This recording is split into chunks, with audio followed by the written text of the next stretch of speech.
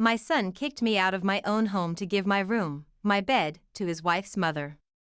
But now, they sleep on a floor I mop. Because I made sure karma arrived in luxury. While they begged for leftovers. You ever get replaced in your own family, by a complete stranger?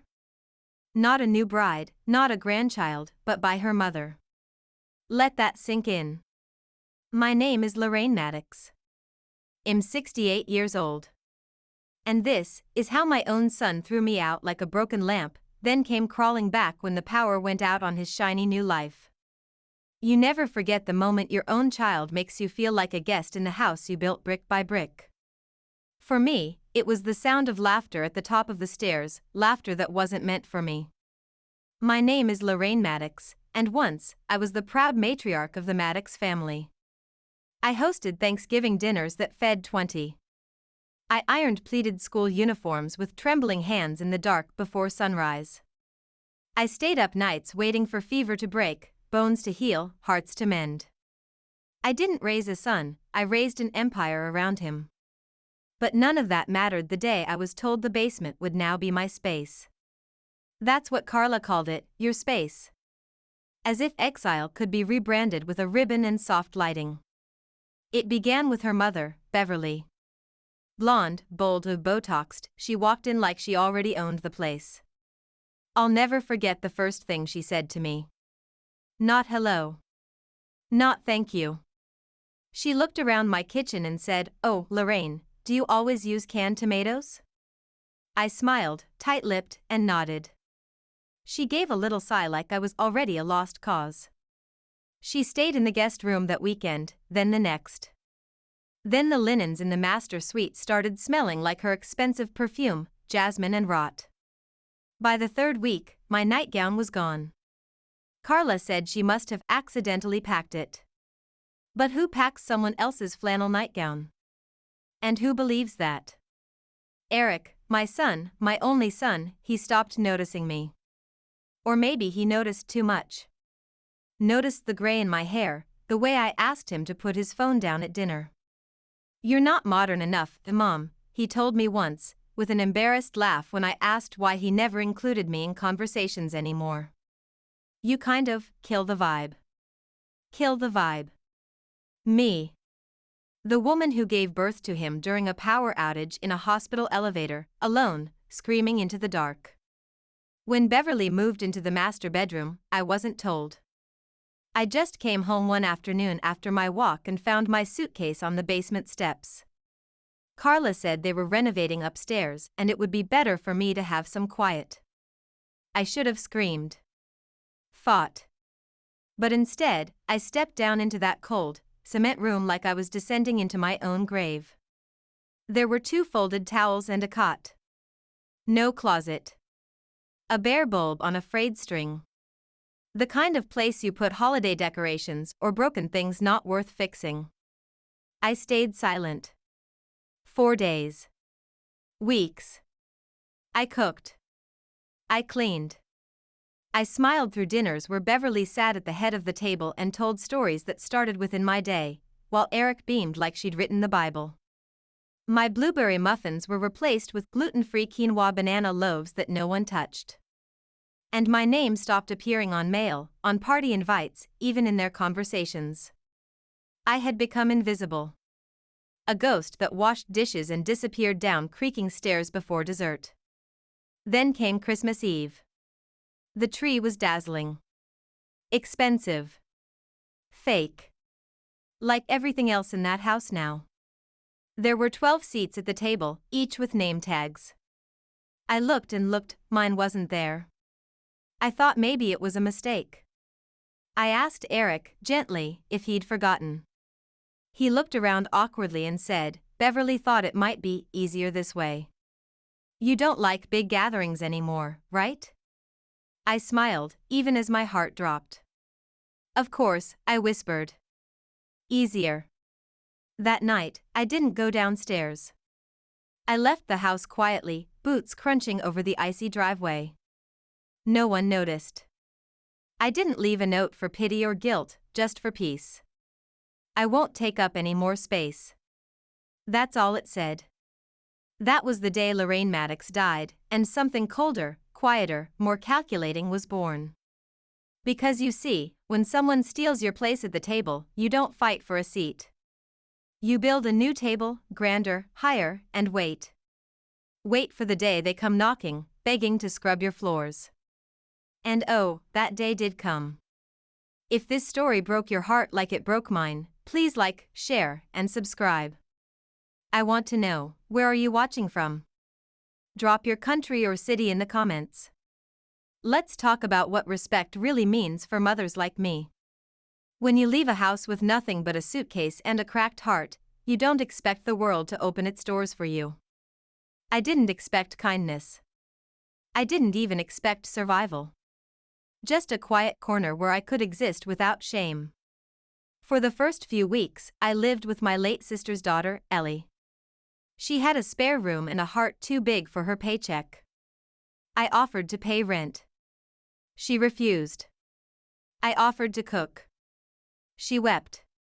"Aunt Lorraine," she said, "I've missed your cooking more than you know." I didn't cry, but the first time I stirred a pot in her kitchen, I trembled so hard I dropped the ladle. Grief doesn't always shout. Sometimes, it makes your hands shake over garlic and onions.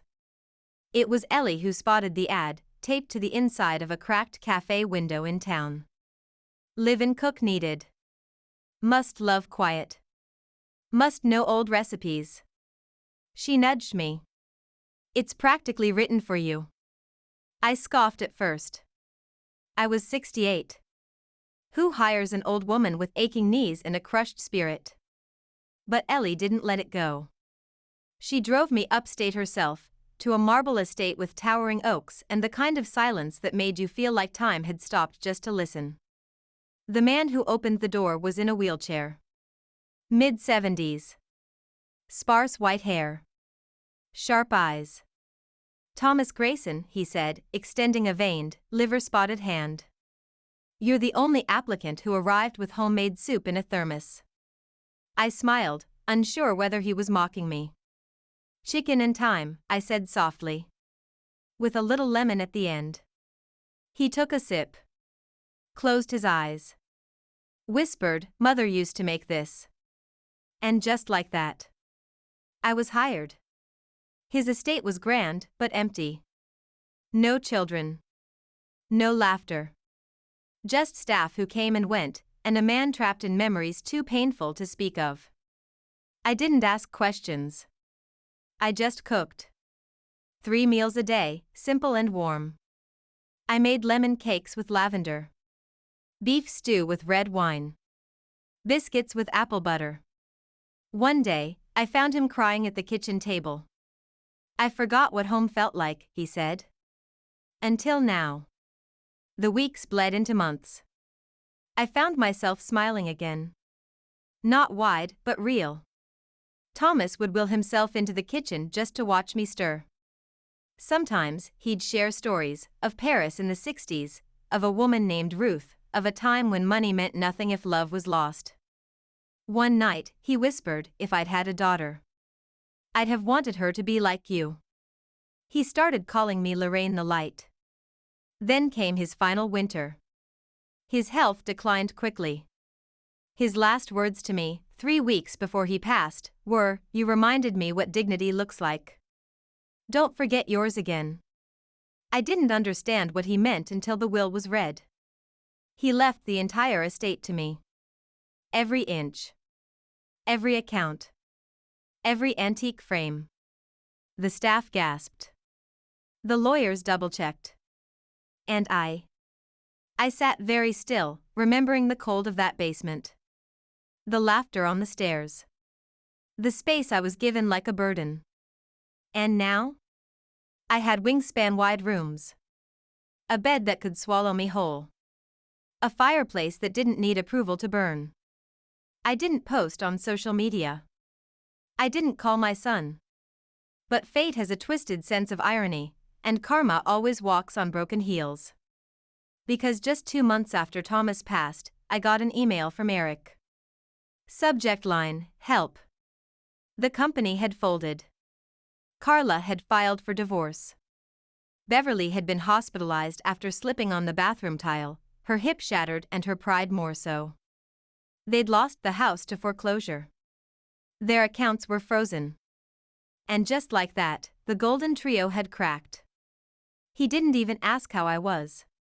He just wrote, "We need a place to stay." Just for a while.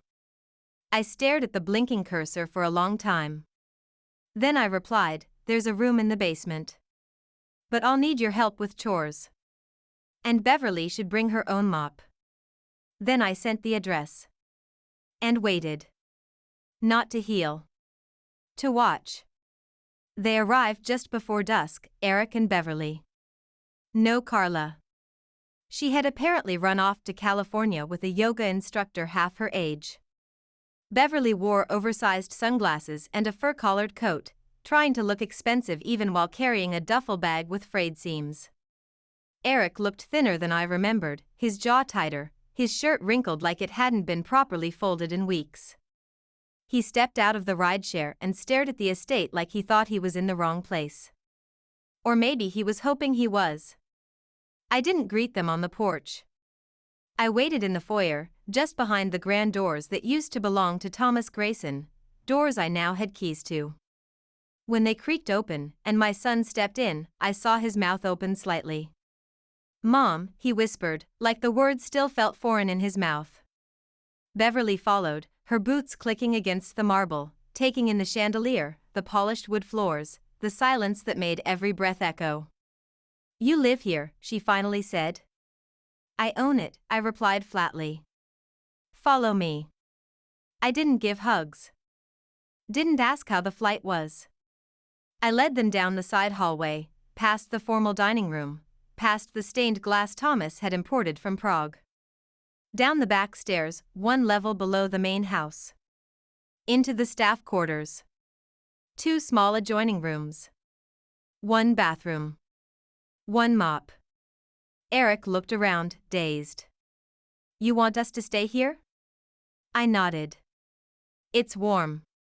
It's safe. And it's more than what I got when you were in charge." He said nothing. Neither did Beverly. She lowered herself onto the edge of the twin bed like a doll whose strings had been clipped. I handed her a folded apron. "You'll be helping Elena with cleaning duties. Start tomorrow. Floors, laundry, silver. Eric will help with outdoor maintenance and inventory." "I'm your son," Eric finally said, his voice tinged with disbelief. "Yes," I said. "And I was your mother. Now we're people helping each other out of desperation. So let's keep it transactional." He didn't respond. For the first week, they tried to act normal. Beverly pretended her back hurt and couldn't mop. Eric moved too slowly, forgot tasks. One afternoon, I walked into the kitchen and saw him trying to sneak croissants off the counter before dinner. I said nothing, just moved them to a locked pantry. You see, the basement had changed me. It had taught me something no amount of motherhood ever could. Sometimes, boundaries are the purest form of love you can give the people who used yours up. On the 6th day, I called them upstairs and set 2 plates on the long dining table, small, simple meals.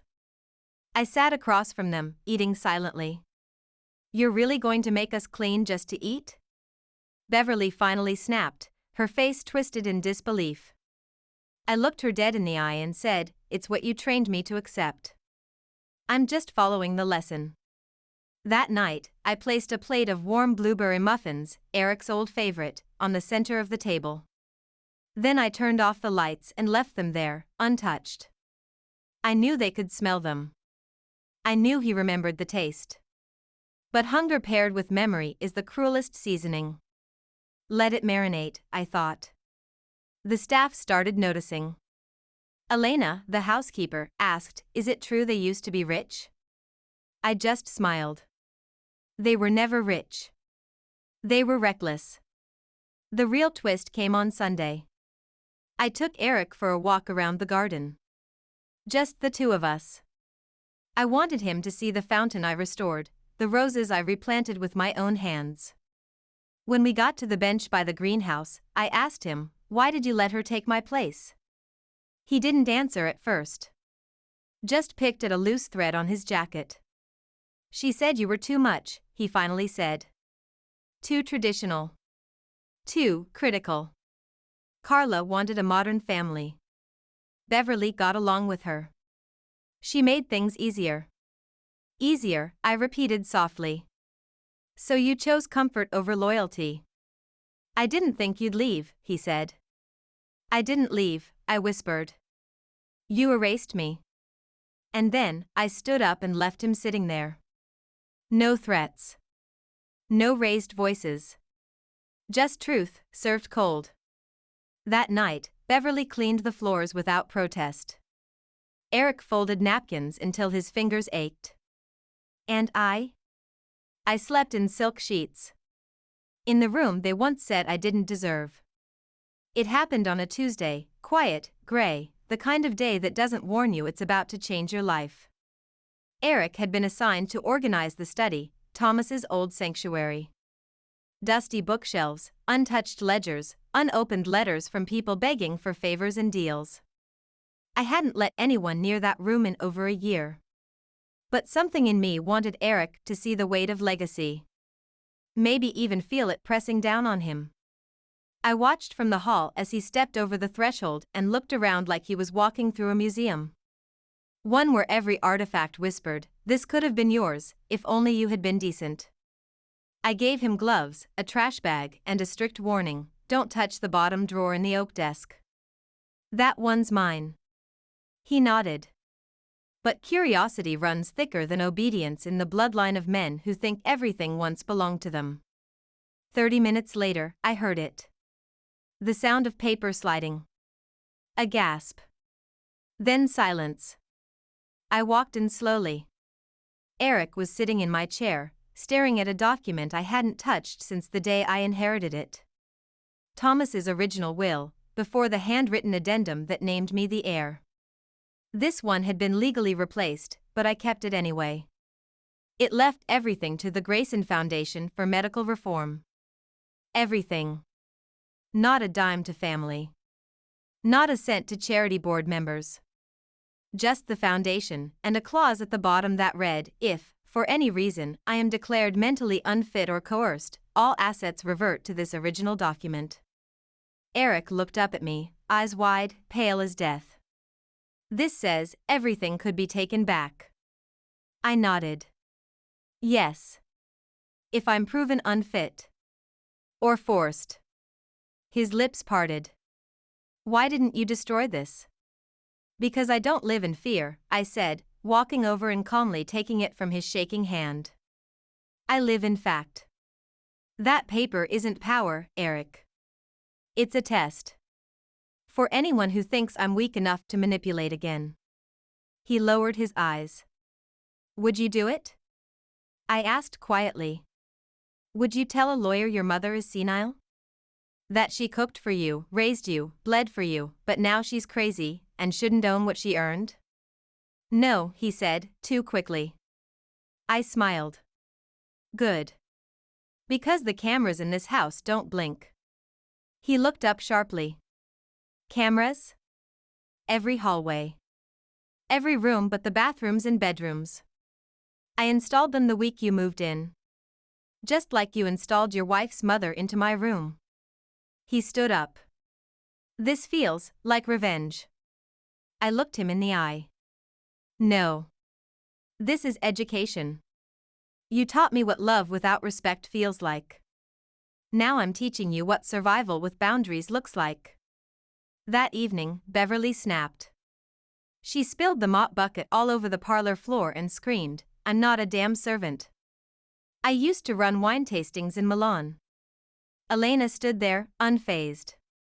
"Now you clean up the wine stains," she said, and walked away. I walked in as Beverly was on her knees, trying to soak the water with my linen napkins. She looked up at me with mascara smudged and hands shaking. "You're enjoying this?" "No," I said truthfully. "But I need this. To remember who I am. And to remind you who you're not." She whispered, "You don't have to humiliate us."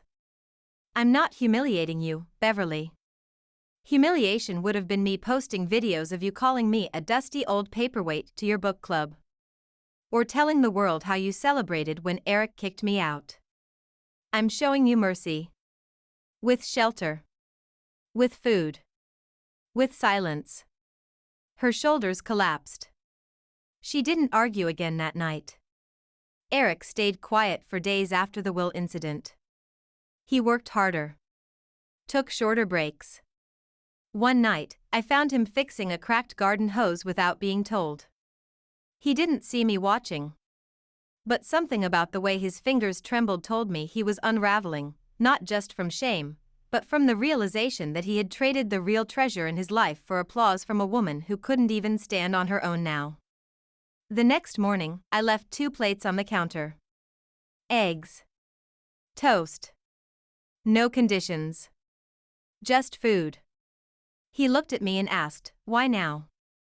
I said, "Because remorse isn't enough, Eric. But it's a start." I hadn't heard her voice in over a year. The last time I saw Carla, she was wearing a backless silk dress at a party I wasn't invited to, sipping champagne next to Beverly and calling me the vibe killer under her breath. So when I opened the front door of my estate that morning and saw her standing there in yoga pants, oversized sunglasses, and holding a Louis Vuitton knockoff, I nearly shut the door in her face. But something in her smirk told me this wasn't a social visit. "Lorraine," she said with a sing-song voice, "you look healthy." "I cook real food now," I said. "No chia seeds. No blended kale." She laughed lightly and stepped forward as if she was welcome. I didn't move. "What do you want, Carla?" She took off her sunglasses, revealing bloodshot eyes rimmed in too much concealer. "Let's not be enemies, okay? I'm here to talk. Just talk." I let her in, not because I trusted her, but because I wanted her to see the life she thought I could never build without her perfect little modern family. I led her to the garden room, where the sunlight filtered through stained glass and every flower bloomed in its place. She looked around like she couldn't believe I'd made beauty without her permission. "Wow," she said slowly. "Thomas really left you all of this?" I nodded. "Every penny. Every rose. Every room." She sat down and crossed her legs, leaning in like we were old friends. "Listen, Lorraine. I've been thinking a lot about the past. And I realize I was unfair. To you. I got caught up in being a wife, a mother, a daughter-in-law." She paused, forcing a soft chuckle, "and somewhere along the way, I lost sight of what family means." I said nothing. Just folded my arms. She continued, "And now, with Beverly unwell and Eric broken, I think it's time to fix what we shattered. Together." That's when she opened her purse. Not to pull out a tissue, but a document. She slid it across the glass table. A business proposal. With my name on the cover. "I've started a new venture," she said. "A holistic retreat for modern aging. Yoga, tea cleanses, emotional therapy. I want to call it the Lorraine Way. Inspired by you." I blinked. "You want to brand me?" "Don't be so defensive," she purred. "You're a story of resilience. Women your age would love to feel empowered like you. I'll run the face of the business, of course. You'd be the inspiration. The icon." I looked down at the proposal. It listed me as a silent partner. 0 equity. 0 control. Just a name. "Why come to me?" I asked. She smiled wider. "Because investors are nervous. They want a legacy figure attached. And you, well, you've got the story." Ah. There it was. Not forgiveness. Not love. A pitch. I stood up, walked over to the bar, poured a glass of water, and came back. "You know," I said softly, "I spent years wondering what I did wrong. How I raised a son who could hand my life over to someone who saw me as compost. But I finally figured it out. Carla tilted her head. Oh. I taught him how to be polite. How to smile while hiding knives. Then I opened her purse. Slowly. Casually. And pulled out the pepper spray she'd hidden beneath the proposal. She froze. You didn't come here with love, Carla. You came with a deal and a threat in case I said no. She opened her mouth. Closed it. I picked up the paper, ripped it in half, and let the pieces fall between us like snow. You built your empire on manipulation. I built mine on survival. Let's see which one lasts longer. I walked her to the door. Quietly. Calmly. She turned once more before leaving. You'll regret this. I smiled. I already did. Years ago. But not anymore. After she left, I locked every door. Every window. Then I walked down to the basement and found Eric, polishing the copper rails without being asked. She's gone, he asked. Yes, I said. But the damage she caused? It's still here. Let's see if you can fix some of it. He nodded. For the first time, with something like shame in his eyes. And I knew this story wasn't over. But the next chapter? Would belong to me. 3 days after Carla's exit, just when the air had begun to settle and Eric stopped flinching at every footstep, a sleek black car pulled into the gravel drive. I was in the sunroom, trimming back the hydrangeas and humming to myself, something I hadn't done in years. I didn't recognize the car at first. It was too elegant to belong to anyone from the old neighborhood, and too quiet to be law enforcement. But when the driver stepped out and opened the back door, my breath caught. The man who stepped out was tall, silver-haired, and carried himself like someone who didn't need to ask for attention, he simply received it. He wore a navy overcoat, Italian shoes, and dark gloves. In his left hand, a small leather briefcase. In his right, a white envelope with my name written in crisp, blue ink. Lorraine Maddox, he asked, his voice deep, refined.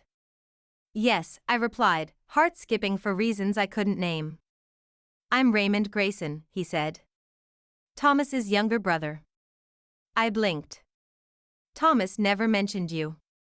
He wouldn't, Raymond said, stepping forward slowly. We had different views on inheritance. And family. I opened the door, still cautious. Come in. He removed his gloves at the threshold and looked around, nodding slowly. He took good care of this place. But you made it warmer.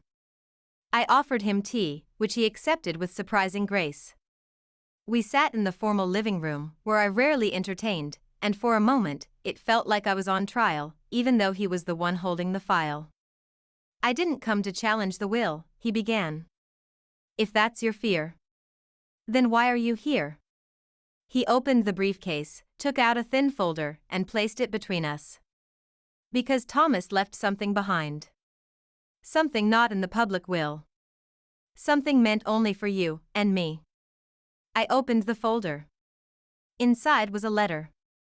In Thomas's unmistakable handwriting. It read, Lorraine, if Raymond has come to you, it means I've passed, and he's finally decided to stop being proud. He was always the businessman. I was the dreamer. We built a company together once, before it turned ugly. But if he's at your door, it means he's seen what you've done with your life, and believes you can help rebuild what we broke. Trust him. If you want to. And if you don't, burn this letter and forget it all. With love, Thomas. I read it 3 times. Raymond sat still, watching me closely. What is this really about? I asked. He finally spoke, with the kind of intensity that doesn't come from money, but from memory. We built Grayson Enterprises together. Real estate, design, philanthropy. Then we disagreed on everything, he left. I stayed. And the company lost its soul. He paused. Now, I want to change that. I want to start again. With a woman who knows what it means to build something from ashes. Someone who knows pain. And pride. And humility. I laughed. You want me to run a company? He smiled. No. I want you to own part of one. Silent partner. You choose the causes we fund.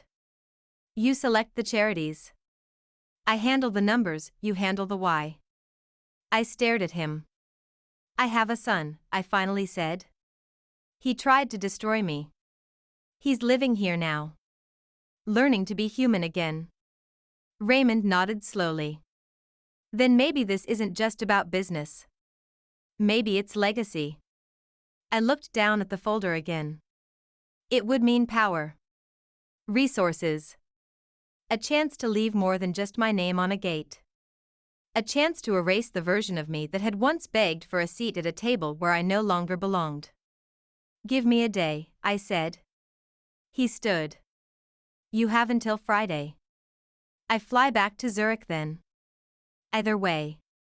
Thomas was right about you. After he left, I sat in the same spot for an hour. Then I went downstairs.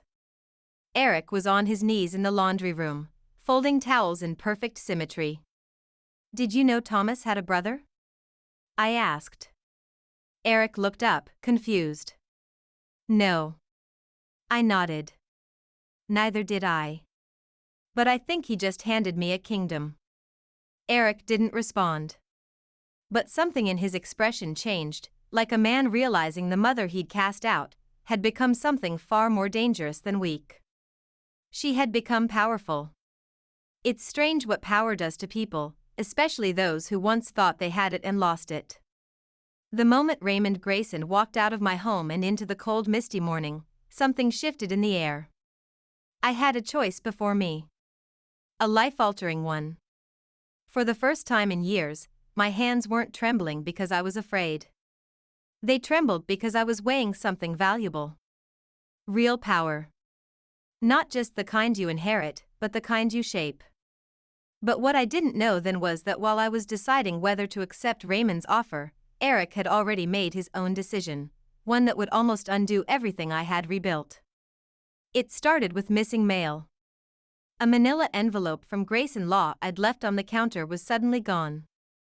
I assumed it had been moved by the cleaning staff, but something in my gut told me otherwise. That same day, I noticed one of the security cameras in the hallway had a red blinking light instead of the usual green. Minor, but strange. And then, during dinner, Eric asked a question that nearly stopped my heart cold. If someone forged a signature on a corporate contract, how long would it take to trace? I stared at him. His tone was casual, but his eyes betrayed something else. Panic. Calculation. Desperation. Depends on the lawyer, I said, buttering my roll. And how stupid the forger is. He didn't speak for the rest of the meal. That night, I reviewed the security footage. 3 nights ago, 2:37 a.m. Eric tiptoeing into the study, glancing nervously at the hallway camera, and pulling open the bottom drawer of my locked desk. He didn't know I had installed a pinhole backup cam tucked inside the lamp. But I saw everything. His hands opening my folder. His eyes scanning Raymond's documents. His phone out, snapping photos of every page. Then, what turned my stomach, he took out a blank piece of paper and began practicing my signature. Over and over. I felt something ancient rise in me. Not rage. Not heartbreak. Resolve. The next morning, I cooked breakfast as usual. Eggs. Toast. A little jam. Eric sat down across from me like nothing happened. I've been thinking, I said lightly, setting his plate down. Maybe you should take a break. Go see some friends. Reconnect. You've been working hard. He hesitated, fork halfway to his mouth. Really? Really, I said, smiling. In fact, I already made plans for you. That afternoon, 2 uniformed officers arrived with a woman from Grayson Law. Her name was Stella, a sharp-eyed lawyer Raymond had sent the moment I told him what happened. I watched from the top of the stairs as they escorted Eric down into the sitting room, where she opened a thick folder of printed images from the security feed. Forgery of a legal document tied to a corporate foundation is a felony, Stella said, her voice flat as iron.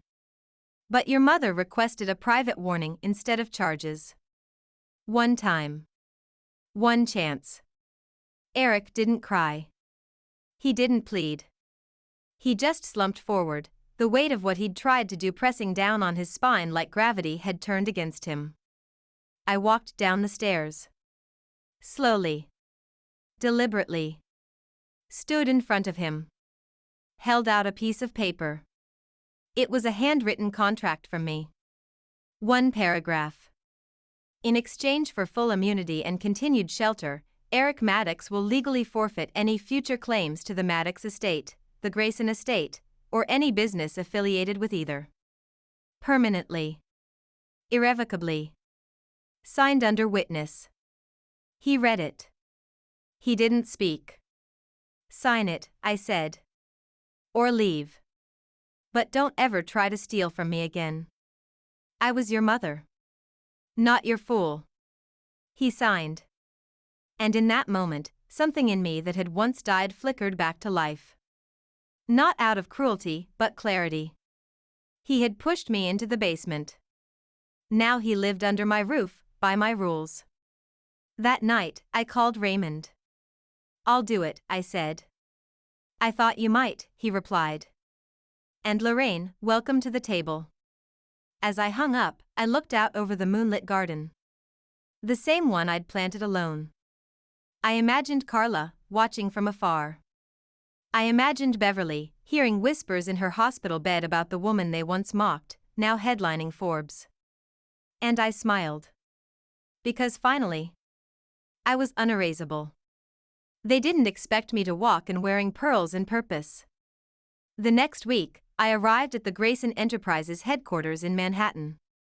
68 years old, hair pinned back, wearing a navy coat dress with silver buttons, the same one Carla once called matronly when she tossed it in the donation pile. Funny how quickly outdated becomes iconic when power enters the room first. Raymond greeted me in the lobby with a rare softness in his eyes. You ready? I nodded. Always was. He walked me through the towering glass doors, into a world that had once been barred to women like me, mothers, homemakers, throwaway matriarchs. The receptionist stood a little straighter. Assistants cleared their throats. No one said it, but I saw it in their faces. She's not supposed to be here. But I was. And not just as a token. I was a partner now. With real equity. Real vote. Raymond gave me a quiet office on the executive floor. A corner room with windows that reached toward heaven and a desk that still smelled of cedar and ink. He called it symbolic. I called it war headquarters. The first week, I said little. I watched. Listened. Reviewed files in silence, asking simple questions that made men sweat. But on the 8th day, after a lunch meeting about impact investment, I found something. Or rather, something wasn't there. A quarterly report was missing 2 key sign-off signatures. The project? A $3.2 million youth rehab program in Queens, supposedly funded through the Grayson Charitable Wing. But there were no photos. No staff. No expenditures. Just a logo and 3 pages of vague accounting jargon. I flagged it. Quietly. Raymond narrowed his eyes. That project was championed by Vice Chair Franklin Stone. Said it was a personal cause. Franklin. The man who shook my hand without looking me in the eyes. Who once said, "Nice of you to join us, Mrs. Maddox. You'll enjoy the plants in that office." I had smiled sweetly then. Now I just wanted to strip his mask off. I started digging. Quietly.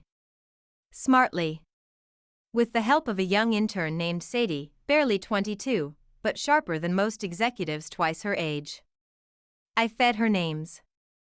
She fed me records, public filings, non-profit registrations. And then we found it. The rehab center didn't exist. The building address was a parking lot. The staff photos were stock images. And the signature of the supposed director? A forged name that matched a dead man in Georgia. Franklin Stone was funneling money into a shell company. Likely for years. And no one had noticed. Or worse, some had, and stayed silent.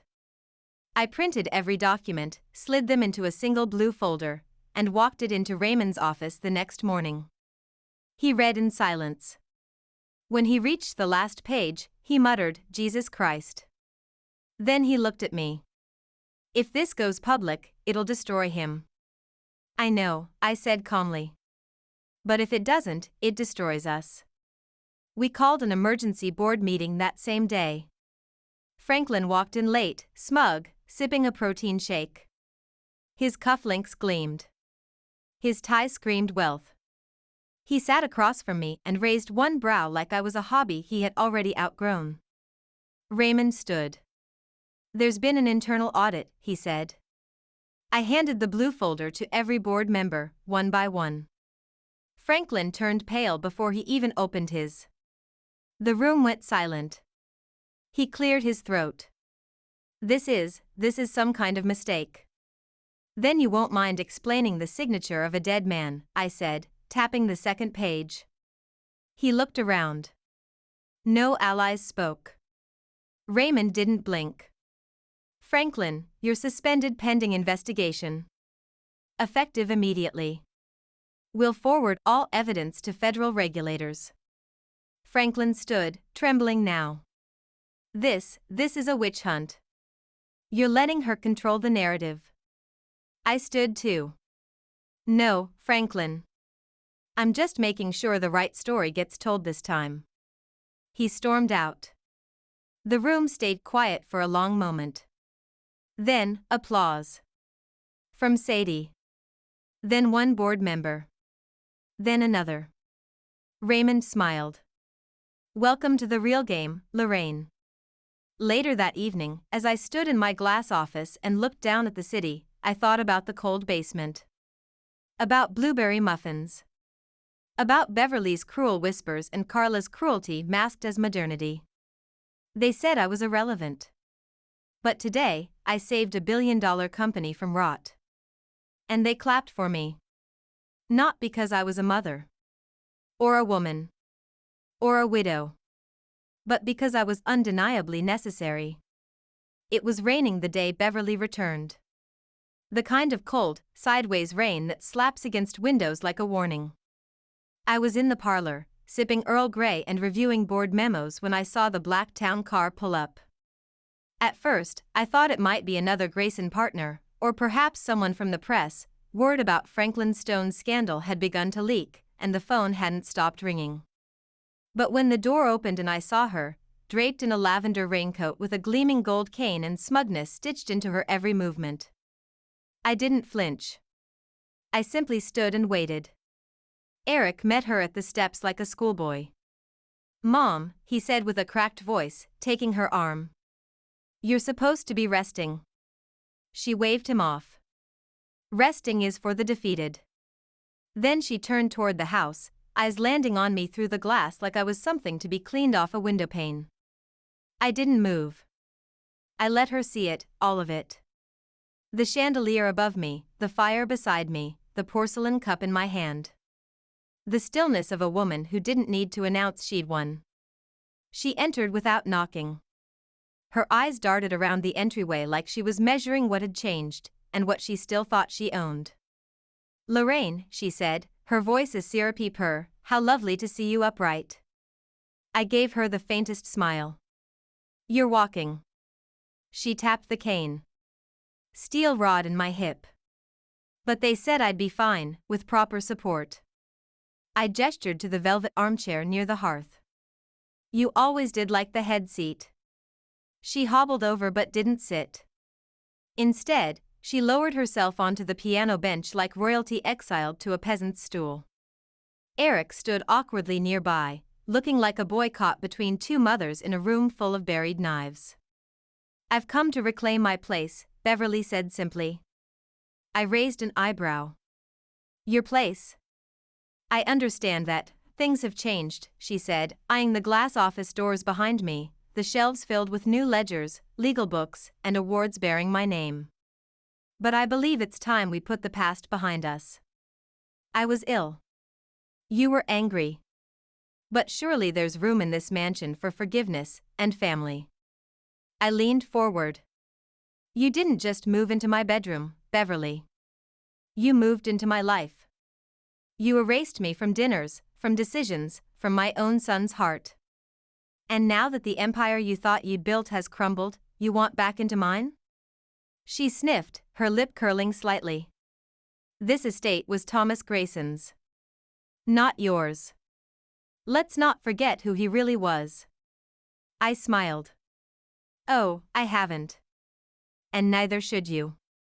Because in case you missed the news, Thomas's real will was updated. I own this estate outright. I sit on the board of Grayson Enterprises. And as of last week, I've been featured in Forbes for saving a $2 billion corporation from fraud." Beverly's fingers curled tightly around her cane. "You always were dramatic." "No," I said softly. "I was patient. And now I'm in a position where you don't get to decide who belongs at the table." She blinked, clearly not used to the sharpness in my voice. I stood up, walked over to her, and placed a folded piece of paper on the piano next to her hand. "It's a tenancy contract. Staff quarters only. Shared room with rotating laundry duty. Meals are earned. No wine. No special bath oils. No yoga retreats." She glared at it. "You expect me to live like a maid?" I smiled again. "Not a maid. Just a woman who finally knows what it's like to be told where she belongs." Eric shifted uncomfortably. "Mom, maybe we should just get quiet," she snapped, not even looking at him. And that, more than anything, told me who she still was. A woman who loved power more than people. Who saw motherhood as leverage. Family as chess. But the queen had returned to the board, and I wasn't going back in the box. She stood. "I'll stay 2 weeks. After that, I'll reassess." I nodded. "You always did like giving deadlines. Let's see how well you meet mine." As she limped out of the room, Eric stayed behind. He looked at me like he wanted to apologize, but didn't know how. Instead, he simply said, "She won't change." "I don't need her to," I said. "I just need her to see the woman she tried to erase." That night, I moved her old wine collection to the storage room. And in its place, I put a single framed photo. It was of me, holding a check from Grayson Enterprises. In front of the board. With the headline, "Widow to Warrior, How Lorraine Maddox Saved a Fortune." Let Beverly see it every time she passed the kitchen. Let her feel what it means to live in a house she once ruled. But now barely survives in. It was Saturday morning when I saw the van pull up again. But this time, it wasn't just a black car and a smug smile, it was a full production crew. Microphones, tripods, a cameraman in cargo shorts chewing gum like he owned the lawn. And there she was. Carla. In full makeup, false eyelashes, and a pristine white blouse that practically screamed victim. I was pruning roses when I saw them. She waved at me like we were girlfriends from college, calling across the drive, "Lorraine. Just a few questions for our docuseries." I didn't move. I wiped my gloves clean, set my shears down, and walked slowly toward them. "Is this a prank?" I asked. "Oh, come on," Carla said, laughing like it was all in good fun. "It's just a little lifestyle documentary. Working title, Matriarch Madness, Inside a Toxic Estate." Behind her, the camera lens blinked red. "Live recording." I said nothing. Carla stepped closer, tone softening, voice low enough only I could hear. "You didn't think I'd let you erase me, did you? The world loves a redemption story. Especially when the villain looks like you. The cameraman moved in. Ms. Maddox, do you deny exploiting your son and his mother-in-law for cheap labor while you built a personal empire? I blinked slowly. Interesting. He pressed on. Is it true you used inheritance funds to buy loyalty? That you replaced your family with executives and interns? That you're holding your own grandchildren at emotional ransom? Carla smirked. She had memorized every line. What she didn't know was that I had already seen this play before. And rewritten the script. You see, 2 weeks prior, I received an anonymous email from a media intern, one of Sadie's friends, alerting me that Carla was shopping a revenge series to several online platforms. Mother-in-law from hell, she'd called it in her pitch deck. I'd read every slide. Including the final one, goal, destroy her public image and take what's mine back. So I smiled at the camera. Calm. Still. The perfect storm. Actually, I said, I'd love to comment. Carla's face lit up. Great. But only on my terms. Come inside. I'll make tea. The camera followed. I led them to the drawing room. Bright, elegant, tastefully modest. I poured tea into antique porcelain and sat, hands folded. Then I looked directly into the lens. My name is Lorraine Maddox, I began, and I've learned that sometimes, the people who call you family are only loyal to your silence. My son removed me from my own home. My daughter-in-law replaced me with her mother. They changed the will. They erased me from family photos. And I said nothing until I had nothing left to lose. Carla started to interrupt, but I raised a single finger. But silence is not consent. And suffering is not failure. In fact, it is the foundation of my new life. I stood. Walked to the shelf. Pulled out a thick binder of press releases, board letters, financial audits, all clean, all legal, all reviewed by the Grayson team. I handed it to the cameraman. Here's what they won't tell you, that this estate was gifted to me by a man I nursed back to joy. That I fund charities, shelters, education grants. That the people who clean this home are paid triple industry average. That my interns go on to executive positions because they're treated like people, not pawns. The cameraman blinked. Wait, you fund all that? I do. I turned to Carla. And you, dear? You had your chance to build. You chose to burn. You thought you'd control the narrative. But you didn't write it. I did. I turned back to the camera and said clearly, and if anyone wants the full story, join me on my upcoming platform, Resurrected Matriarch. Stories of women silenced, shamed, and risen. Carla, thank you for the marketing. She stood, furious. You can't just twist this, I waved to the cameraman. Check the release form in your inbox. Filming on private property, fully consented to under the Public Story Use Act. Welcome to my documentary. The man looked down at his phone. Blinked. She's right. You flipped this. Carla stormed out. The cameraman stayed.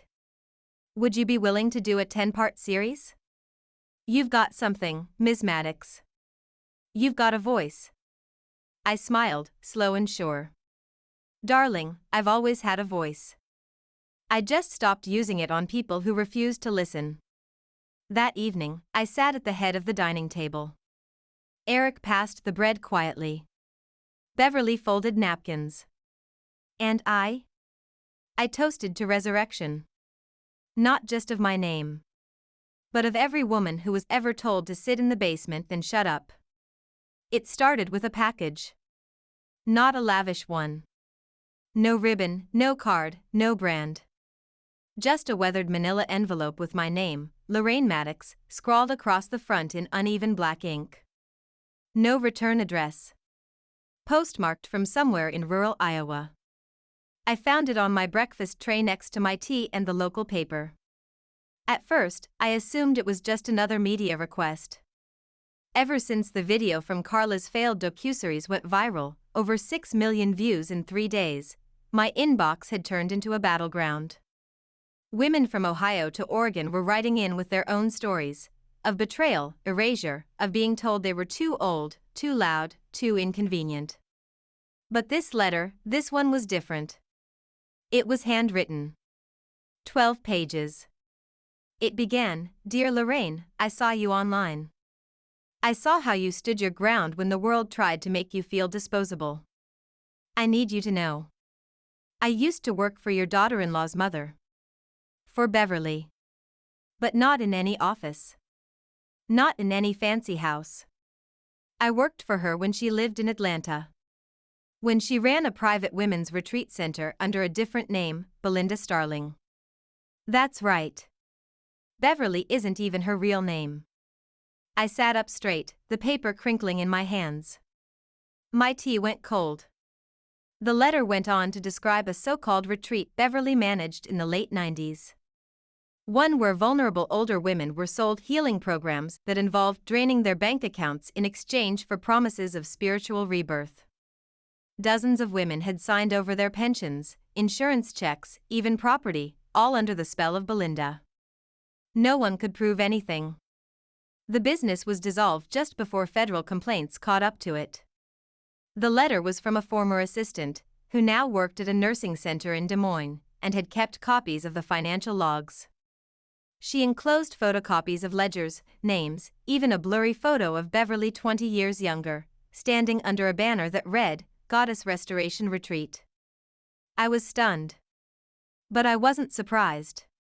I placed the letter down and stared out the window, watching Beverly hobble across the lawn toward the greenhouse, her cane slicing through the dewy grass like it still ruled something. I had a choice. Confront her, or use this. So I did what I've learned to do best, I waited. That night, I called a quiet meeting in the drawing room. Just Eric, Beverly, and me. Eric looked nervous the moment he walked in. "Beverly?"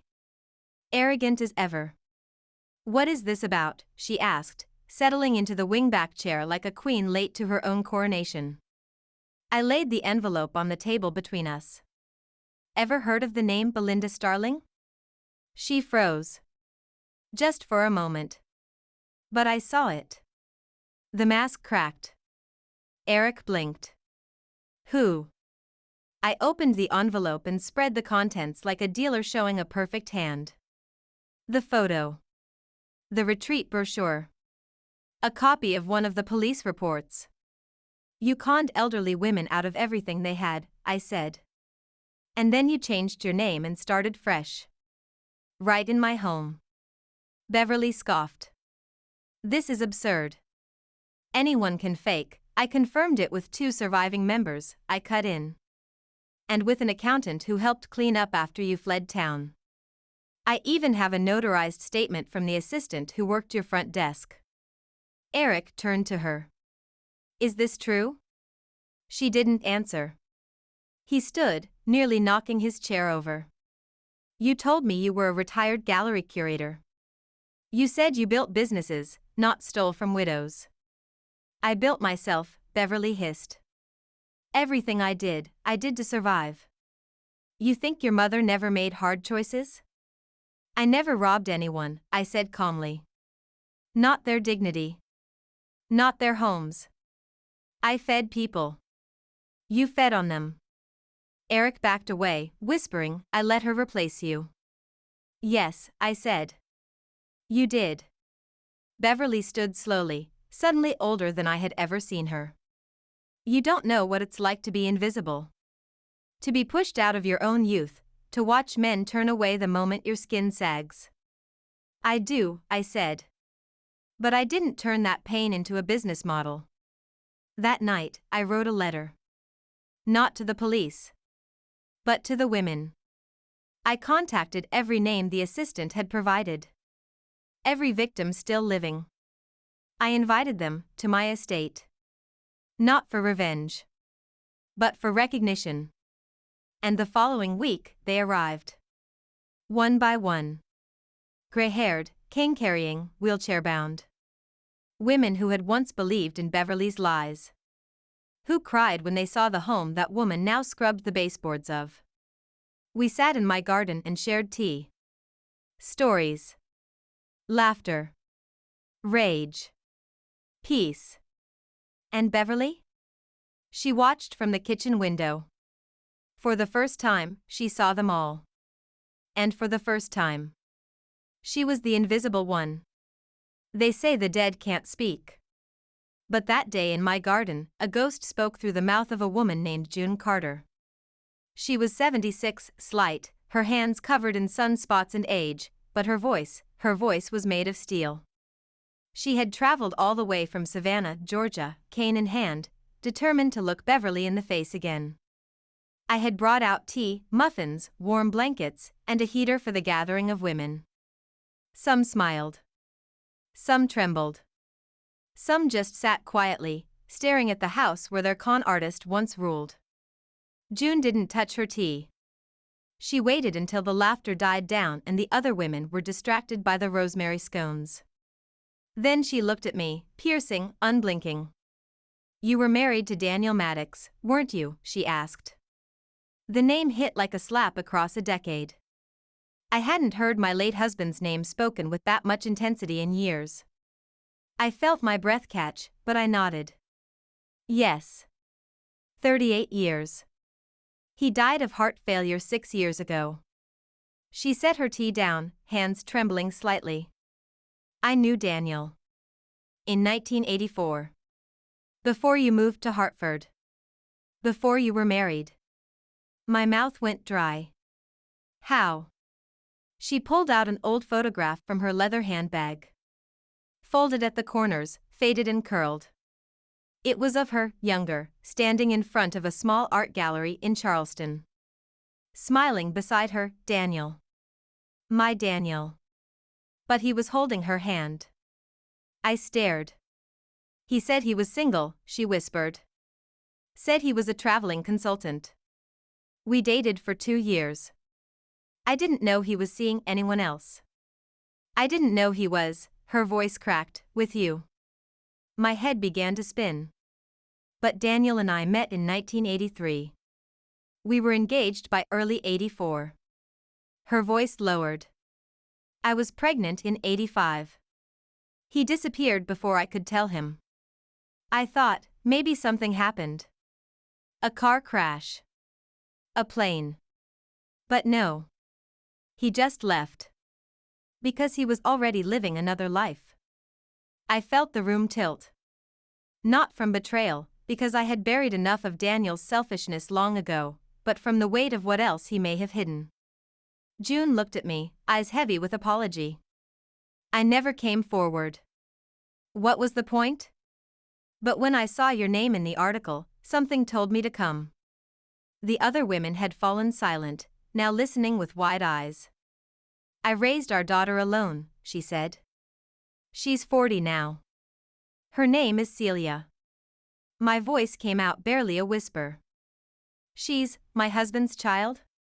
She nodded slowly. And something inside me cracked, not out of jealousy or pain, but rage at how little I had known the man I had once built a life with. He had walked into my world with perfect manners and half-truths. Built a family with me while leaving pieces of himself and others scattered behind like debris. I stood.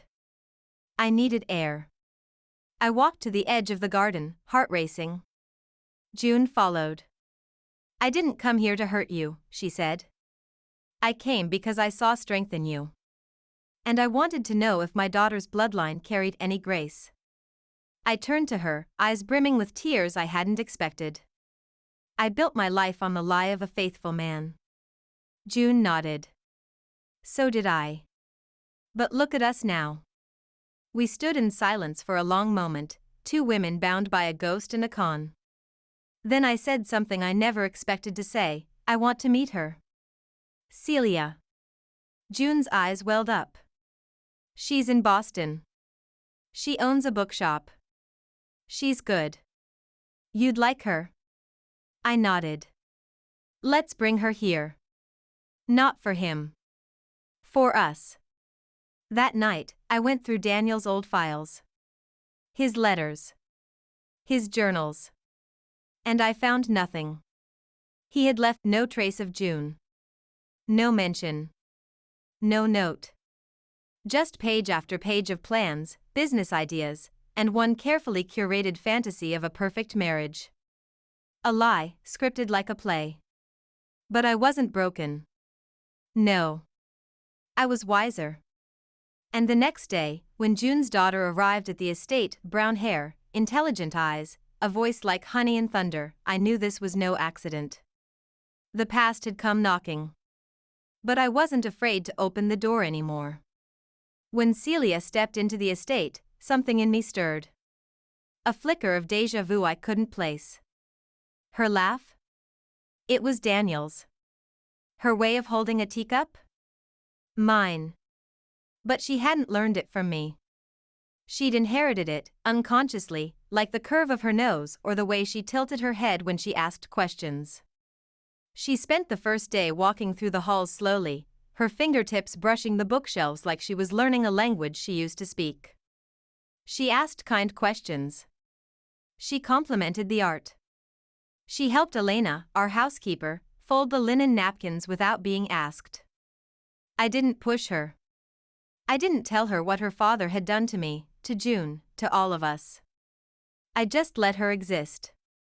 On the third day, she found me in the reading room, curled under a wool blanket, rereading Thomas Grayson's final letter to me. I have a strange question, Celia said gently. I folded the letter and smiled. Go ahead. She sat down beside me, nervous. When I was 11, my mom took me to an art show in New York. We were just visitors. I wandered off. Got lost. I was crying in the corner near the watercolors, and this woman came up to me. Tall, sharp, elegant. Blonde hair in a twist. She calmed me down. Bought me a lemon ice. Told me I reminded her of someone. I blinked. What did she look like? Celia pulled out her phone. Scrolled through her photos.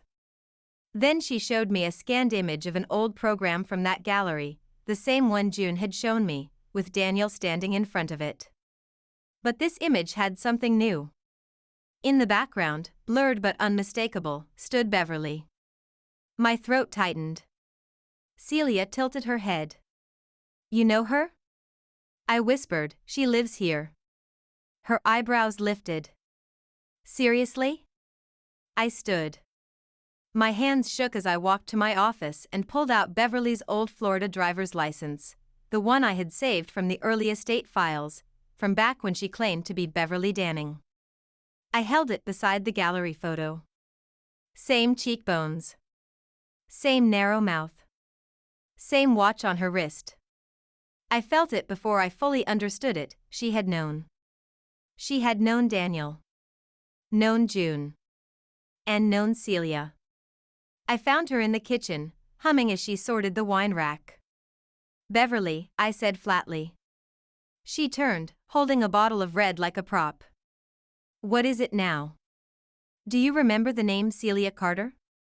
Her eyes darted, just for a second. Then she smiled.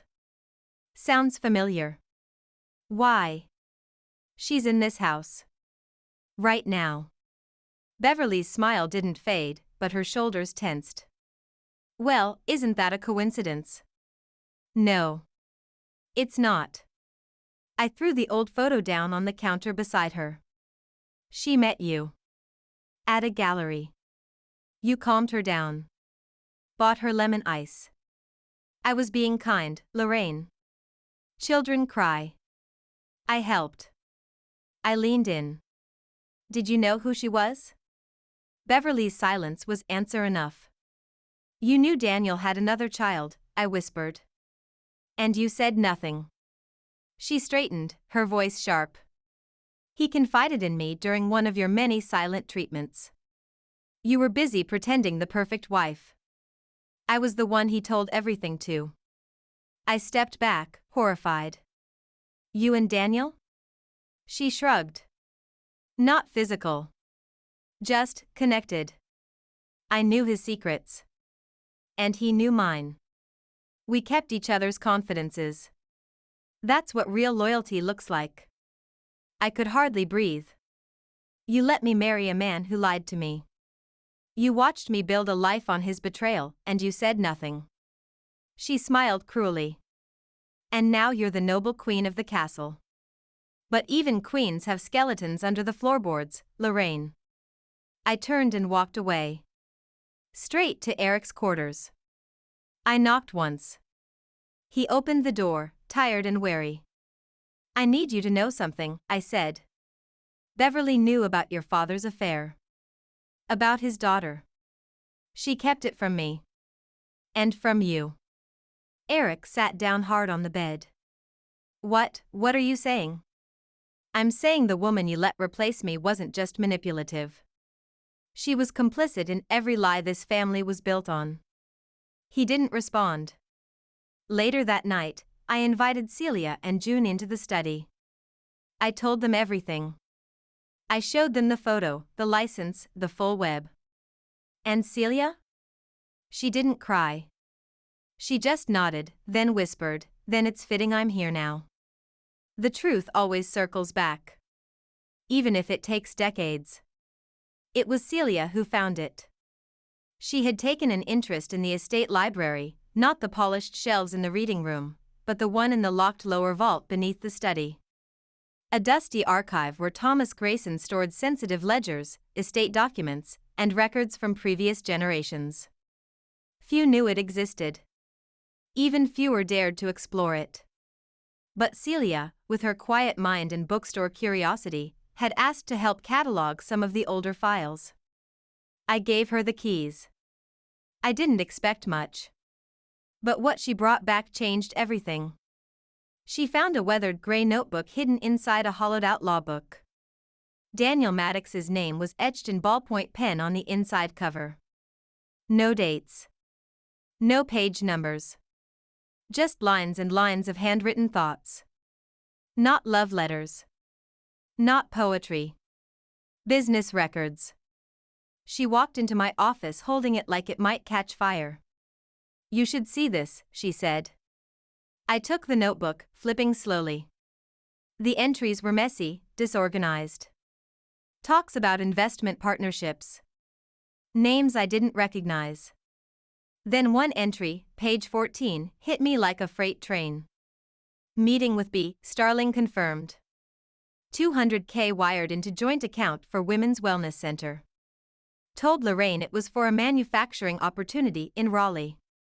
She doesn't ask questions anymore. Good. If the center flips, Belinda takes the PR fallout. I retained 51% ownership through shell filing in Georgia. I froze. Belinda Starling. Beverly's real name. Celia looked at me carefully. He invested in Beverly's fake women's retreat. I nodded, barely breathing. He lied to you. Funded her con. Then left the public face to her. My hands trembled. It wasn't just her scam. He built it with her. Celia pointed to another entry. Transferred beneficiary rights to trust account 289GS for insurance shelter. If Belinda fails, pass-through protections activate. Celia Carter listed as alternate in case of primary default. I read that line 5 times. He named you, I said slowly. He put your name on a fallback trust. I didn't even know, Celia whispered. We took the ledger to Raymond Grayson. His legal team verified the trust. And what we found was staggering. The investment Daniel made in Beverly's phony wellness center had morphed, over time, into a diversified holding account worth nearly $1.3 million. Dormant. Hidden. But still legally alive. And Celia? She was the sole surviving beneficiary. Beverly's name had been removed sometime in the early 2000s, likely after one of their falling outs. I stared at the paperwork for a long time. $1 million account. built on a lie. But legally bound to the woman who had been discarded, ignored, and erased by my husband's cowardice. Raymond looked over the last page and nodded. It's hers. There's no loophole. Celia sat very still. I don't want it, she whispered. Not like this. But I placed my hand over hers. You deserve it. Because what they built was meant to hide you. And now, it will honor you. That evening, I walked into the kitchen where Beverly sat silently peeling apples. She had heard whispers already, she always did. I dropped the trust documents on the counter. She read the first few lines. Then went still. You lied to me, I said softly. For decades. But Daniel didn't just betray me. He used you, too. The empire you thought was yours? You were a front. A distraction. Her lips tightened. He said it would be ours. I shook my head. He never meant to share. Not with you. Not with me. She stared at the page again. That trust, that money. I built that. No, I said. You sold it. Celia inherited it. Her eyes filled with a bitterness I'd seen only once before, on the day she replaced me at my own table. You think you've won, don't you? She spat. I leaned in close. I don't care about winning. I care about truth. And truth just gave your stolen kingdom to the daughter you tried to erase. I turned to leave. She called after me, what are you going to do with her now? Make her your legacy? I stopped at the door. No, I said. She'll make her own. I just finally cleared the path. That night, Celia and I sat in the garden beneath string lights. She read aloud a letter she planned to write, not to the press, not to the courts, but to the other women who had been conned by Beverly and Daniel's retreat. A letter offering funding. Therapy. Resources. She would use the inheritance to rebuild what had been destroyed. And I realized, she wasn't just a daughter born of betrayal. She was redemption personified. Eric had always been a man who believed in bloodlines, in birthrights, in neat family trees with his name carved firmly into the roots. So when Celia arrived, it didn't immediately threaten him. At first, he was polite, even helpful, fetching chairs, clearing plates, offering her a tour of the estate as if he still had the authority to do so. But the moment the trust was confirmed in her name, something in Eric cracked like an old floorboard beneath weight it wasn't built to carry. I found him in the garden the next morning, staring at the fountain I'd restored with my own hands. He looked older, more than just tired. Sunken. Like he was being hollowed out by something he couldn't name. She's not even part of this family, he muttered when he heard me approach. She's more family than you were when you threw me into the basement, I replied, not unkindly. He turned to me, jaw clenched. I'm your son, Mom. I know, I said. And I loved you with everything I had. But love doesn't entitle you to forgiveness. Or fortune. He shook his head, a bitter laugh escaping his throat. So what now? She gets everything? I stared at him. No. She gets what was meant for her. What your father buried under lies. She's not taking anything from you, Eric. You already gave away your part, the moment you handed my bedroom to Beverly and called me too old to matter. He flinched. And that was when I saw it. Not malice. Shame. He sat on the edge of the fountain, staring at the rippling water. I don't know who I am anymore. I sat beside him, silent for a long time. Then I said, you're a man who let other people tell him who to value. Now you have a choice, stay small and bitter, or start over. He didn't answer. Just stared at the water like it might explain everything. That afternoon, I hosted a luncheon on the terrace, 10 women from across the state, all survivors of Beverly's scams, now part of Celia's newly established grant fund. Celia sat at the head of the table, calm, glowing, powerful in a way that didn't need to shout. I sat beside her, not above her. The two of us didn't compete for space, we shared it. Eric watched from the distance, near the kitchen door, a wine glass dangling untouched in his hand. He saw the way Celia spoke with ease, the way guests listened to her, the way even Raymond Grayson had begun mentoring her for a role in one of the Foundation's educational branches. And then came the final blow. Raymond stood to toast. "Today, I want to celebrate two women," he said. "Lorraine, who has shown us what resilience looks like, and Celia, who will be joining our Board of Youth Development next quarter." There was applause. Eric stood frozen. Celia looked surprised, but grateful. She glanced at me. I nodded. "And Eric?" "He slipped away before dessert. I found him that night in the old staff quarters, sitting on the same cot he had once rolled his eyes at. His hands were dirty, he'd been in the shed. He looked at me like a boy caught skipping school. I applied for a job," he said. "Maintenance supervisor at one of the Grayson outreach centers." I blinked. "You, what?" "I asked Celia for a reference," he said. She gave it. I sat down across from him. "She doesn't owe you anything," I said. He nodded. "I know. That's why it matters." For the first time in months, I saw it. Humility. Real, unforced, earned the hard way. "I'm not asking for my seat back," he said. "I just want to be better." I reached across the table and took his hand. "Then do it. Not for me. Not for the legacy. For you." Later that night, as I walked the quiet halls of the estate, I passed Beverly's room. The door was closed. Behind it, I heard silence. No plotting. No pride. Just a woman in the ruins of her own making. And I realized. I didn't hate her anymore. I had outgrown even that. The letter came in a velvet envelope. Embossed. Heavy. Not the kind of envelope you throw away without opening. Inside was a card printed on ivory stock.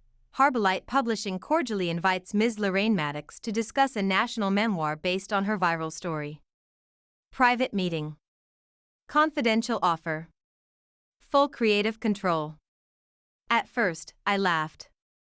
I wasn't a writer. I was a woman who used to label Tupperware in fading Sharpie, who once spent an entire year being ignored at her own dinner table. But Raymond insisted I take the meeting. "Stories like yours don't come around twice," he said. "And the world is hungry for a matriarch who doesn't beg to be loved, only to be respected." So I agreed. Quietly. They flew me to New York in a private jet. Sent a driver. Booked me a suite with a grand piano I didn't know how to play. The next morning, I sat in a glass-walled conference room on the 33rd floor, staring at a dozen faces half my age, all leaning forward like I was a ticking time bomb wrapped in pearls. "We want to call it the Basement Queen," one of them said. "It's powerful. Gritty. Emotional." Another chimed in, "We'll position it as a survival memoir for older women. A voice for the invisible." I sipped my coffee and said nothing. Then the senior editor leaned in. "Of course, there's a risk. The more we expose, the more people may push back. Your daughter-in-law. Your son. Beverly. We'd need releases or clearance, unless I make it fiction," I finished. He smiled. "Exactly." I asked for a moment alone. They left the room, buzzing with energy. I stared out the window. 33 floors up, everything looks smaller. Softer. Even your past. But as I looked down at the proposal, I saw something that made my blood run cold. One of the footnotes, they had already interviewed someone close to the family for background context. A whistleblower. Someone still inside. I flew back that evening with my mind racing. I didn't tell anyone about the meeting, not yet. But that night, after everyone had gone to bed, I went to the estate's study and pulled out the household schedules, staff logs, visitor records. And one name stood out, Janine. A temp hire. Hired just 2 weeks ago. Bookkeeper's assistant. Friendly. Too friendly. She'd asked Celia personal questions. Asked me if I ever considered writing all this down. I went to the security footage. 3 nights ago, Janine, in the office at midnight, plugging a USB into the estate computer. I called Raymond. He said someone within the hour. By morning, Janine was gone, vanished, contract terminated. But the damage? It was done. The leak had already begun. A gossip blog posted a blurry photo of me with the headline, Matriarch or Manipulator? Lorraine Maddox's fairy tale might not be so clean. The article implied I engineered my inheritance. Suggested Thomas Grayson had been pressured. Accused Celia of exploiting her origin story for financial gain. It was venom dressed as curiosity. Eric stormed into my office, waving the printout. This is insane. This is going to ruin you. No, I said calmly. This is their last shot. Who's they? He asked. Whoever still believes women like me should stay quiet and grateful. Who believe age is weakness. Who hate that I didn't roll over when they took everything. Celia stepped in behind him.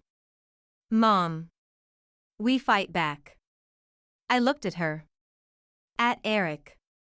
At this strange, fractured, rebuilt family I had somehow forged from ash. Then I opened my laptop and typed the first line of my book. My son gave my bedroom to his wife's mother. But now, they clean my floors for food, and I sleep in silk. And I kept writing.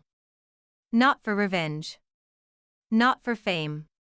But for every woman who was told she didn't matter once her skin softened and her voice cracked.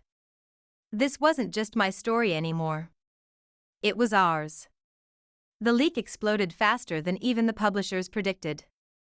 Within 48 hours, I was trending. Not for the viral video, not for the estate, not for the redemption story. But for the scandal. The alleged manipulation. The money. The rewritten narrative. Every blog, every morning show, every faceless commentator had something to say about the woman who had clawed her way to the top with grandma guilt. They called me the manipulative matriarch. Some claimed Celia was a hired actress. Others accused me of seducing Thomas Grayson for his fortune. But the worst of it came from one carefully worded article on the Spotlight Digest.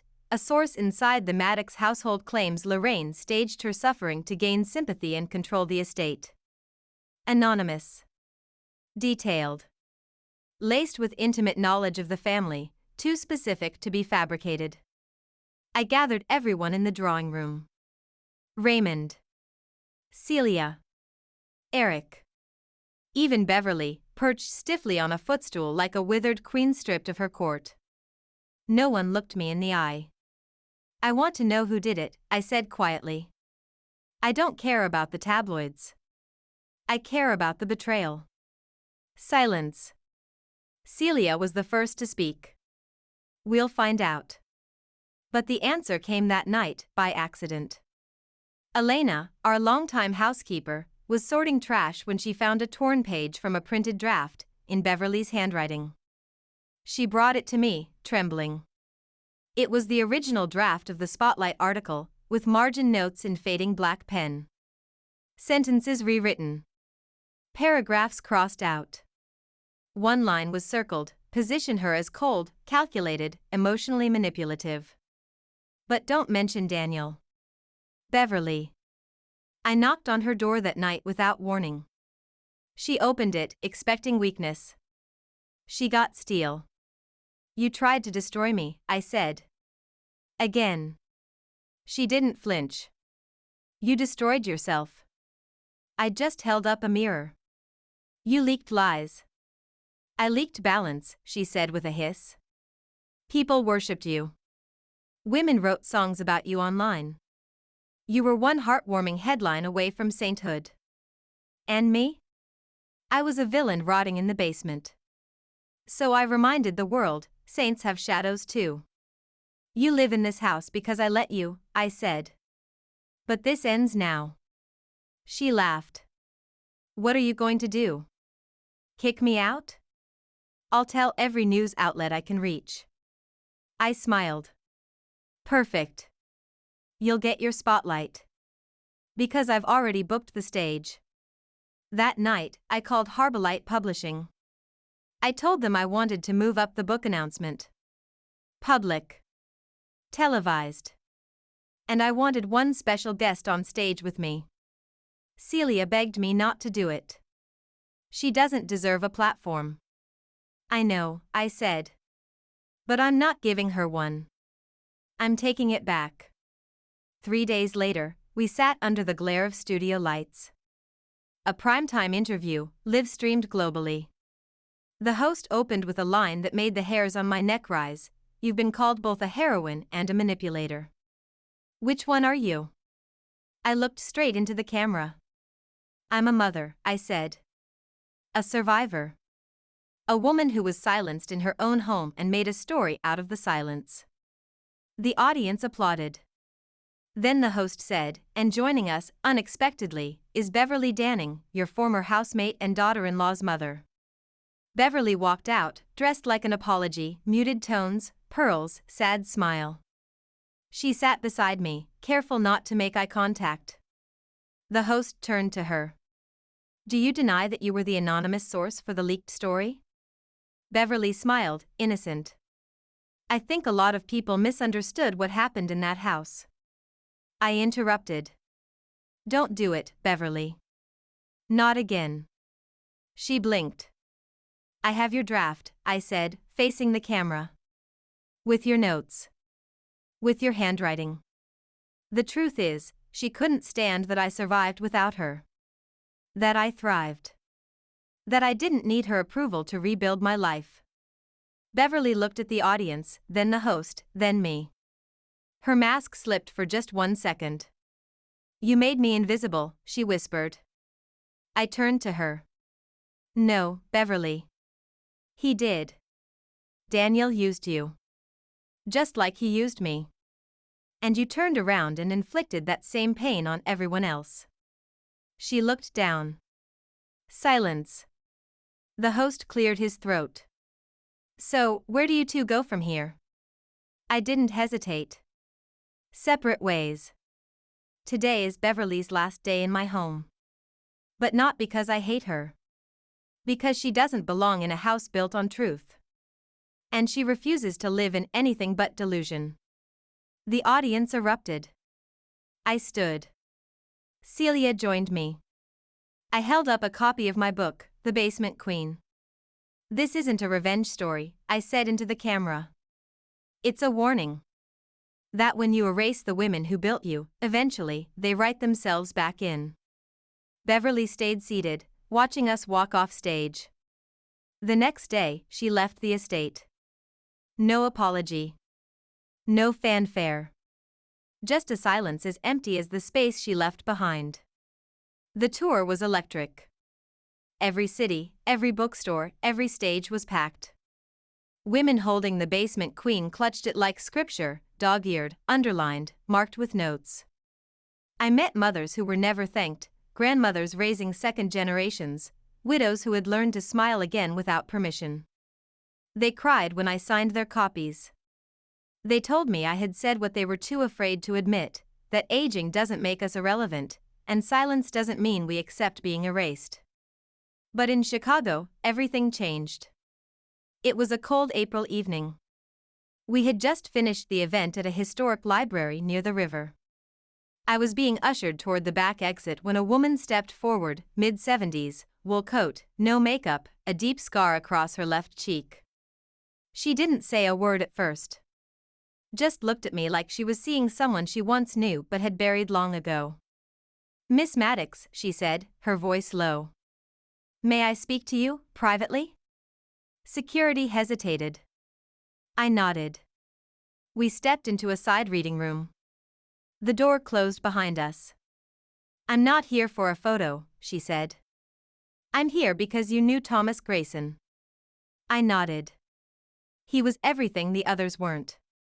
She smiled faintly. He was complicated. I narrowed my eyes. "You knew him?" She reached into her bag and pulled out a folded envelope. "He and I were together. Long before you. In the 70s. We were young. Broke. In love. But he left after his mother died and disappeared into money. I never saw him again, until he popped up in a magazine a decade later with a $1 billion smile and a blank past." I held the envelope in my hand. "What's inside?" "Proof of something he never told you. Something I think he wanted to, but ran out of time." I opened it slowly. Inside, a handwritten letter. Thomas's handwriting. It wasn't dated. But it was unmistakably after he and I met. "Lorraine, if this letter ever reaches you, it means I've failed to speak the words I've rehearsed for years. I owe you everything. But I've also carried a guilt that never left me. The truth is, I met you because I sought you out. You weren't random. I knew who you were. I read about what happened with your husband, Daniel. With Beverly. And your son. I knew you'd been cast aside. And I thought, maybe I could be the one who helped someone the way no one ever helped me. At first, it was admiration. Then it became respect. Then love. But I never told you the whole truth. I chose you not just because of who you were, but because of who you'd become in spite of what they did. You were the only redemption I ever found that didn't ask to be earned." My throat tightened. I sat down. The woman, her name was Georgia, sat too. "He loved you. But he lived with secrets." I looked at her. "Why give this to me now?"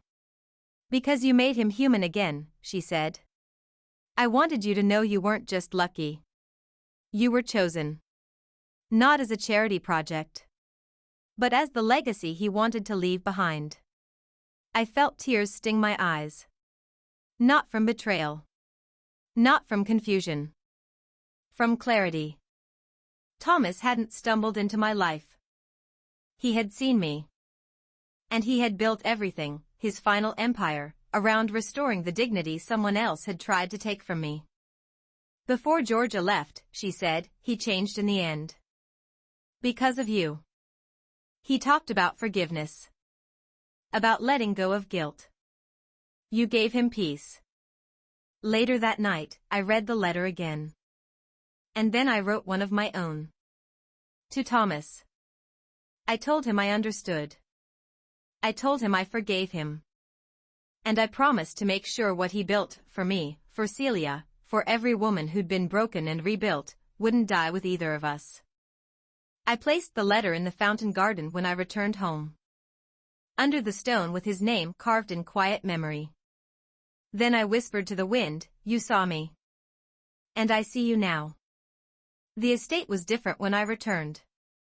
Not physically, the hedges were trimmed, the fountain still sang softly in the courtyard, and Celia's new wing for the education grant had begun construction beside the west garden, but something felt different. Lighter. Grounded. As if the ghosts that once roamed these halls had packed their bags and finally let themselves go. I was only gone for 2 weeks. Yet when I stepped through the front doors, I was met not by silence or tension, but by the faint aroma of rosemary and baking bread. The scent of home. I followed it into the kitchen where I found Eric, apron on, sleeves rolled up, pulling a golden brown loaf from the oven. He turned, startled. Then grinned. "You're early." "I changed my flight," I said, slipping my gloves off. "Didn't want to miss the garden bloom." He placed the loaf on the rack and wiped his hands. "You'll want to sit down." That phrase used to make my stomach tighten. But today, I saw no tension in his eyes.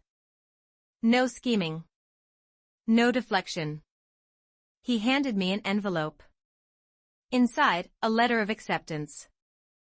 A formal offer. Eric Maddox, Head of Facilities and Youth Engagement Program, Grayson Foundation Rural Outreach Division. Full-time. Independent housing. Small salary. Big responsibility. I looked up at him. You're moving? He nodded. Upstate New York. They're converting an abandoned train station into a youth center. They asked for someone who understands both operations and humility. I blinked. And they picked you? He smiled, but there was no arrogance in it. Celia vouched for me. But I earned it. No inheritance. No shortcuts. I set the paper down, quietly stunned. That's a real job. He nodded again.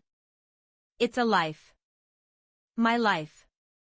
Not yours. Not Dad's. Not Beverly's.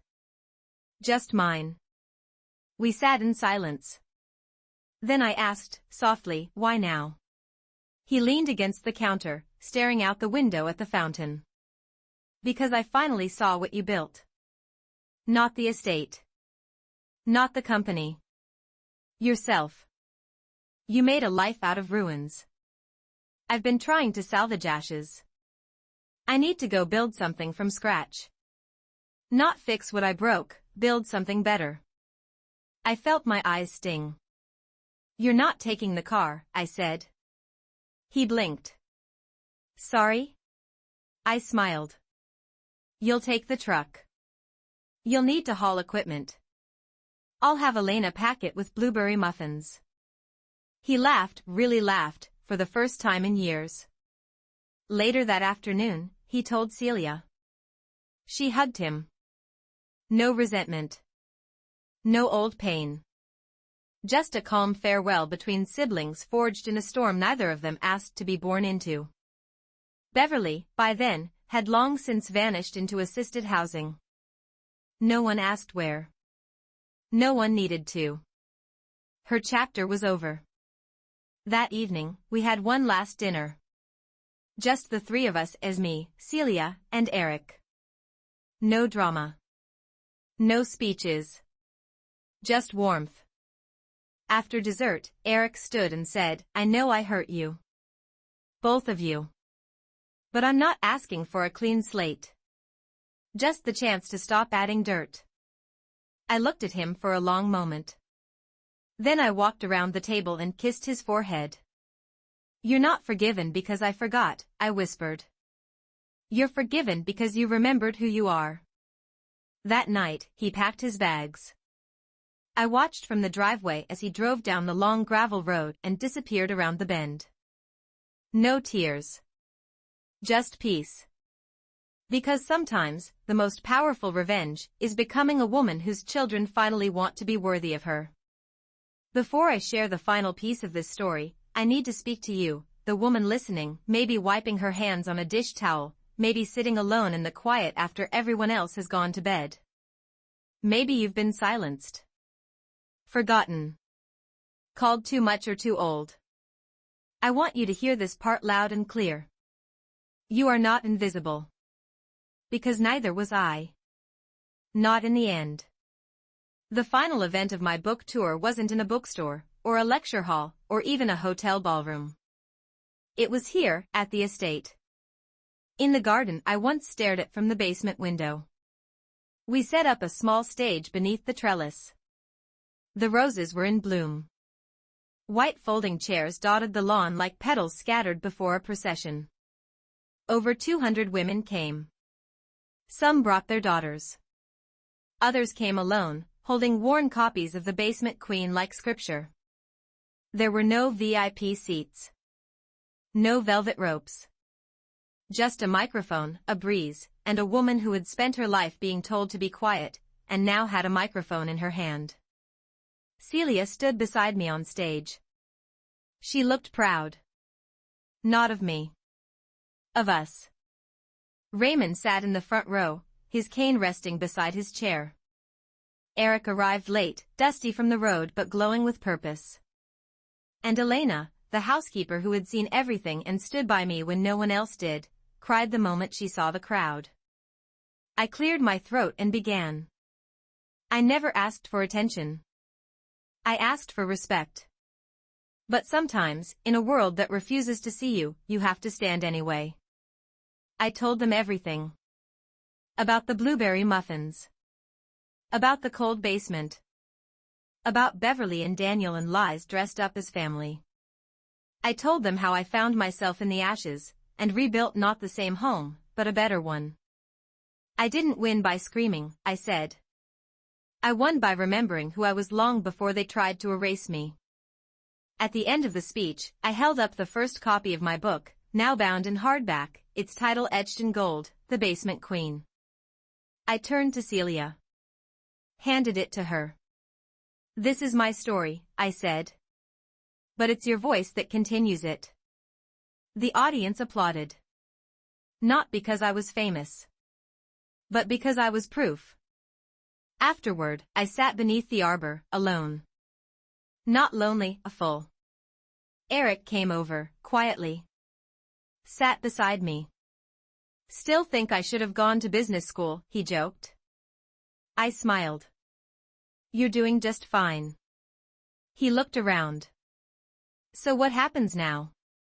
I looked at the horizon, the sun dipping just behind the trees. I rest, I said. I let the next generation lead. I've fought enough wars. It's time I plant peace.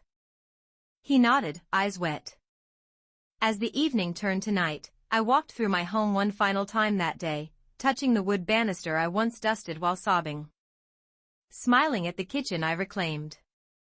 Pausing in the room that once belonged to Beverly, and now served as a writing room for women's retreats Celia hosted every summer. Everything had changed.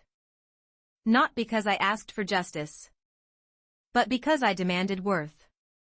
And now, to you, the listener. If this story made you feel seen, like you were in the room with me, then don't let it stop here. Share it. Tell someone.